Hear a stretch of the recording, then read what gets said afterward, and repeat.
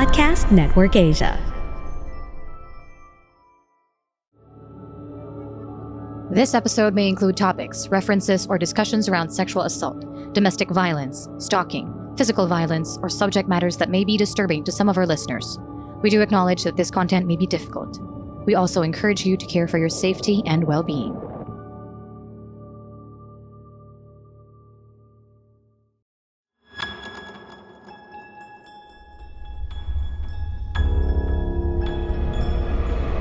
Shocking, sad, revealing, and deeply researched, PH Murder Stories podcast covers the true account of infamous killings and true crime stories from the Philippines. There's no such thing as questions, just hidden answers. Stay tuned as we revisit the inconceivable crimes that exist. Some listeners may find the following content of PH Murder Stories highly disturbing due to its graphic nature. PH Murder Stories does not condone nor promote violence of all sorts. Viewer discretion is advised.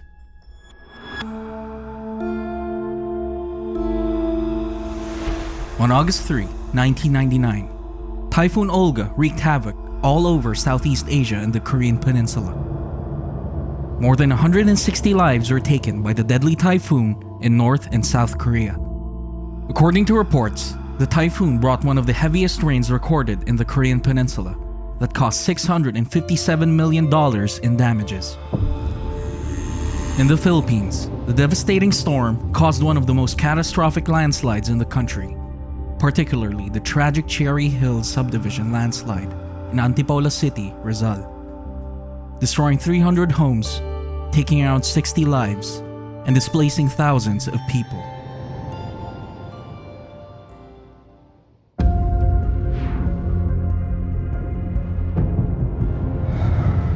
You are listening to the PH Murder Stories podcast, and this is the 14th episode of Season 3.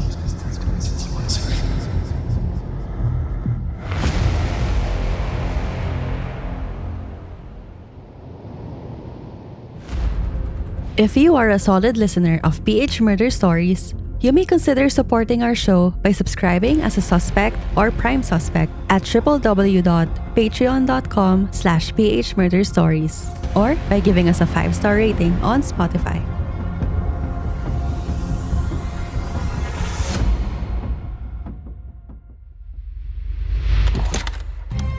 Magandang gabi bayan. 12 ang nalibing ng buhay sa biglang pagguho ng lupa kagabi sa may Cherry Hills Subdivision. Ang naturang trahedya ay naganap habang patuloy ang paggagupit ng malalakas na pagulan sa buong Metro Manila at Rizal. At sa isang iglap, 50 tahanan ang nawasak sa landslide at mahigit 50 katao ang pinangangambahang nabaon pa sa loob ng kanilang mga tahanan. Nagtungo maaga pa lamang aming kasamang si 𝗪𝗱𝗀𝗀𝗁 sa lugar ng trahedya kagabi at narito ang kanyang report.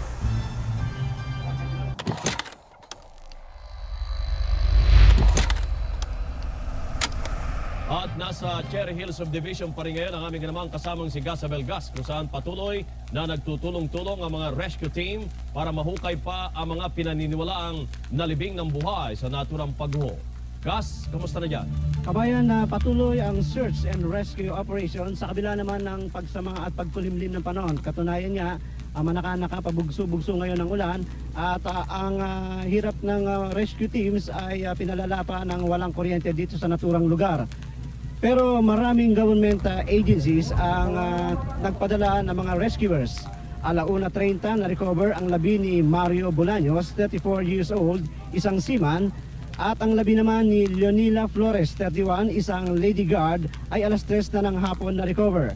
Ang ikatlo, si Elsa Flores, ay na-recover 5:00 ngayong hapon. Kabayan, na-recover ang mga biktima sa ilalim ng malalaking beam ng kanilang bahay sa Block 10, Lot 86D dito sa Cherry Hills Subdivision. Mahirap ang recovery dahil naipit ng beam ng kanilang tahanan ang mga biktima.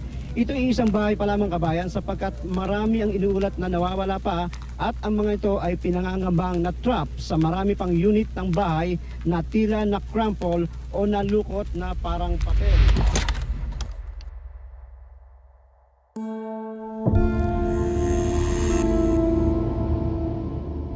Cherry Hills Subdivision is located in Barangay San Luis, Antipolo, Rizal. It was home to hundreds of families that purchased low-cost concrete houses.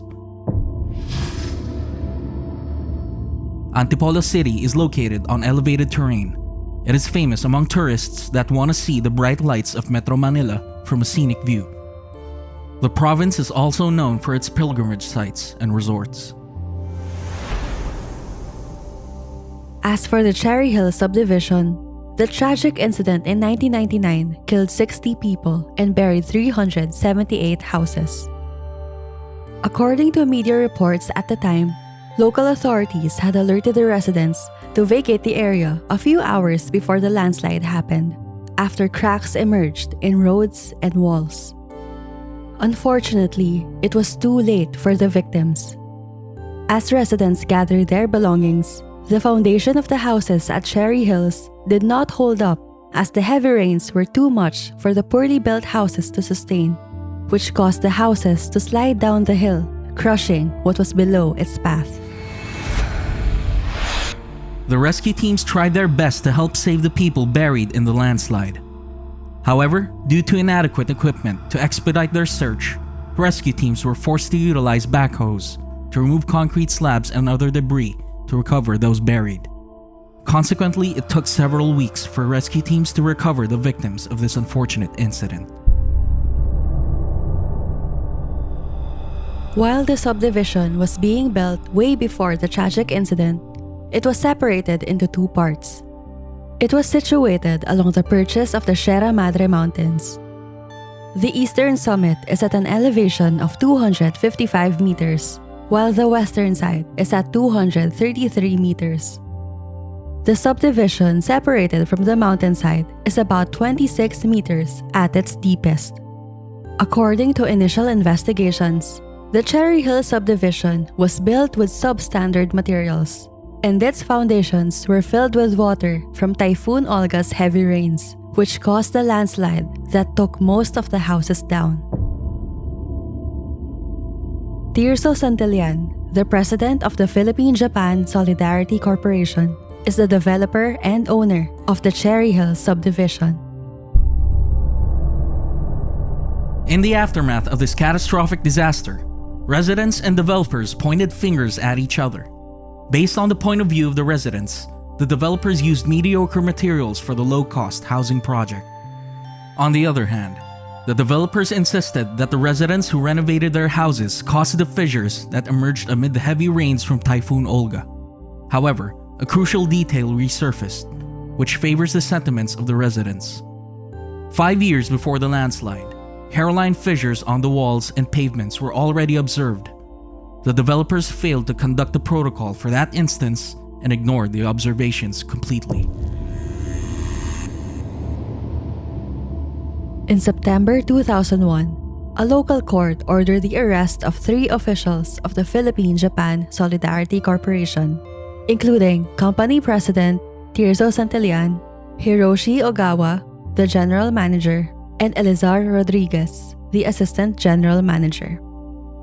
All were charged with violating Presidential Decree 957, or the Subdivision and Condominium Buyers Protective Decree, but they immediately posted bail.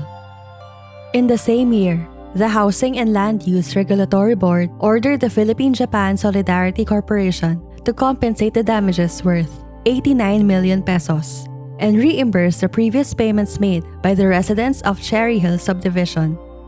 However, the company appealed the decision. The company instead blamed the heavy rains as the real culprit behind the tragic incident in 1999. According to the developers, the huge volume of water that flowed into the Cherry Hills Subdivision caused enough pressure that caused the subdivision's collapse. However, UP-based geologists debunked the claims of the developers. They argue that while heavy rains may have triggered the disaster, they claim that certain geological characteristics made the Cherry Hills Subdivision vulnerable to landslides, which meant that heavy rains were not solely responsible for the catastrophic tragedy. The geologists also conducted a post-mortem examination, which stated that the rockbed under the Cherry Hills Subdivision consisted of alternating porous and impervious rocks, and a significant amount of clays that are probably distinguished as the swelling type. Furthermore, the geologists concluded that the clays applied by the developers are prone to accidents because expandable clays, when drenched with water, are natural planes of slippage. In addition, the natural slope of the ground, its sparse nature, and pre-existing cracks in its rock bed made the land area very vulnerable. Regardless if a geological survey had been conducted before the Cherry Hills Subdivision was built, the tragic landslide could have been avoided.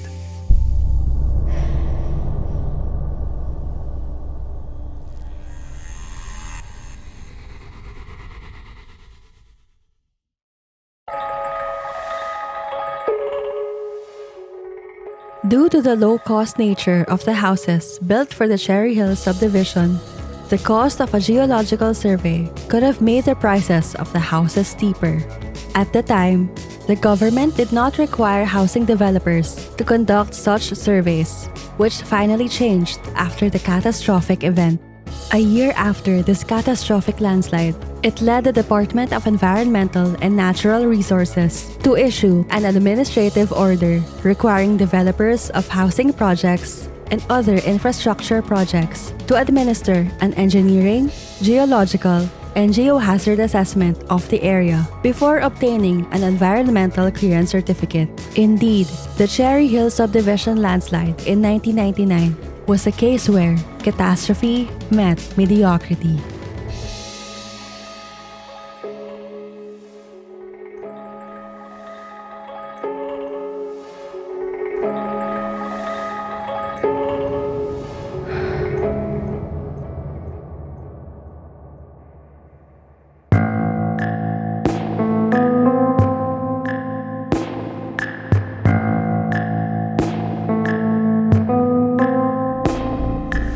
Thank you for listening to PH Murder Stories. If you like this episode, give us a 5-star rating on Spotify and Apple Podcasts. You can also support our show on Patreon. Any amount you donate would benefit our team to keep doing what we love, which is to provide more true crime episodes for our listeners. Link in the description. For further updates from our show, follow us on Facebook, Instagram, Twitter, and TikTok at PH Murder Stories.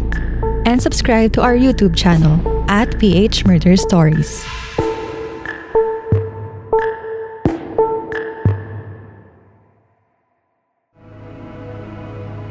The views and opinions expressed by the podcast creators, hosts, and guests do not necessarily reflect the official policy and position of Podcast Network Asia, the hosts of the program, or other programs of the network. Any content provided by the people on the podcast are of their own opinion and are not intended to malign any religion, ethnic group, club, organization, company, individual, or anyone or anything.